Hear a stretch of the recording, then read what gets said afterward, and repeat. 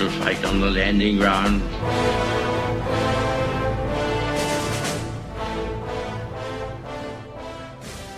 Thank you for joining us. You're listening to A Radio, and this is the Morning Minute. Please click on the follow button on Spreaker.com.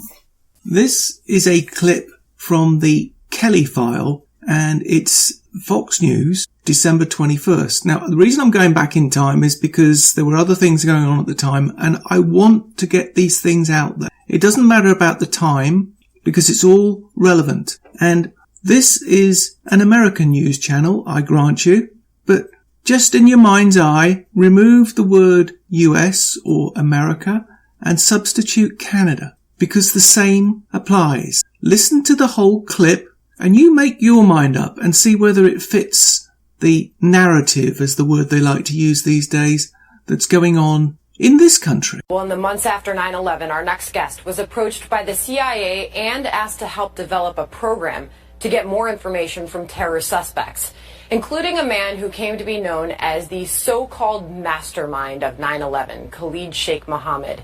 And not only did Dr. James Mitchell wind up interrogating KSM himself, he says the predictions that Mohammed made are already coming to pass in places like Berlin. And he says if we're not careful, the U.S. could wind up heading down the same path. Dr. James Mitchell joins us now, and he is also author of the new book, Enhanced Interrogation, Inside the Minds and Motives of the Islamic Terrorists Trying to Destroy America. Dr. Mitchell, thank you for joining us tonight.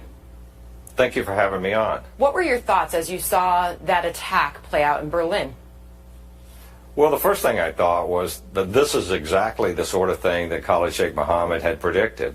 Back in 2004, maybe early 2005, years after his last harsh interrogation, he and I were talking about what he saw as upcoming trends in terror attacks. And he had become fascinated by the amount of damage that Malvo had done, along with Mohammed, around the Beltway when they were shooting people out of the trunks of cars. And for him, what surprised him was how much paralysis it caused, given how few deaths were involved, few from his perspective, right?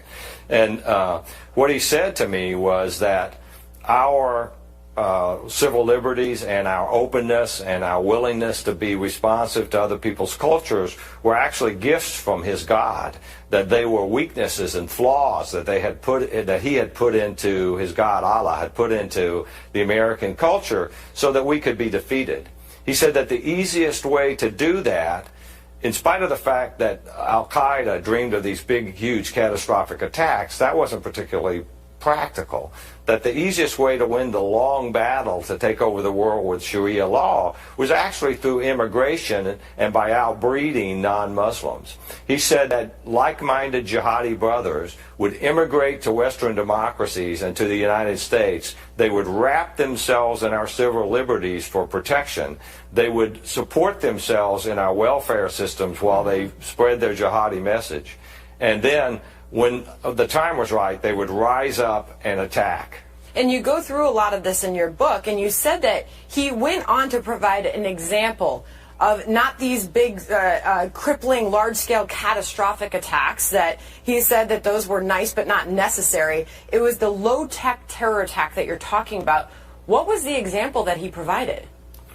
I'm not going to say, because it was actually a very, very easy sample. The point that he was making, though, was that one or two people who were intent on causing as much carnage as they could use things that were readily available in our culture to wreak havoc and actually ratchet up the acceptance of Sharia law by making it frightening for people to push back against their efforts to impose it. So, Dr. Mitchell, we are seeing more attacks like this play out in Europe. Are we going to see something like that here? Will we see more of those types of attacks play out in America? We may, if we don't do something about our immigration policies. But like what? What are you suggesting needs to be done based on what you know by talking to people like Khalid Sheikh Mohammed? What do we need to do?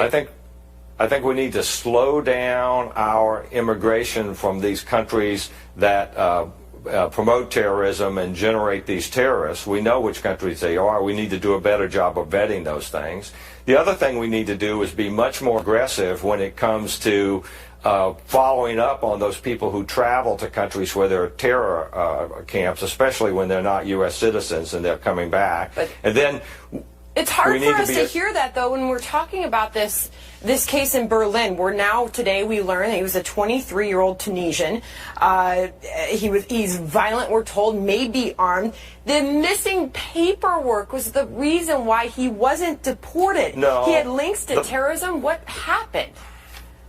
The missing paperwork was the last in that chain. What started that chain really was political correctness and their unwillingness to get this person out of their country who had no business of being there because he didn't have the right paperwork to prove who he was. If you suspect he's a terrorist, I would suggest that you don't wait for him to come up with his paperwork, that you get him out of your country. And that's what I believe we should do. Okay, and so we have a new president coming in who says that political correctness has to go away. Do you expect change from the incoming Trump administration? I hope that's going to be changed, because here's the way political correctness works for a guy like Khalid Sheikh Mohammed. It allows them to operate in our midst without being challenged. It allows them to ratchet up the focus on Sharia law without us pushing back on it. And we end up inadvertently imposing on ourselves the blasphemy laws of Sharia because we cut back on the things that they find offensive. We change the way we dress. We don't have Christmas parties anymore. You know, we don't say Merry Christmas to each other on the street. Women have to wear headgear. They set up these enclaves, and out of these enclaves, they try to impose Sharia on those people who come into them. We simply have to not let that happen. All right, Dr. James Mitchell, thank you for joining us tonight. You can find more at aradio.wordpress.com. I am very pleased to announce that thanks to you for following us on Spreaker.com, that A Radio can now be found on iTunes under A Radio. Thank you, everyone. And I'm on Twitter at A Radio Canada. I'm also on Facebook at A Radio Canada. I am on Gab at A Radio. You can email me at aradiocanada@gmail.com. Please click the follow button on Spreaker.com. You can listen to all my morning minutes at Spreaker.com under A Radio. That's EHRADIO, A Radio. And please click on the like button. And you can also find all my podcasts and morning minutes at aradio.wordpress.com. And click on the Morning Minutes tab.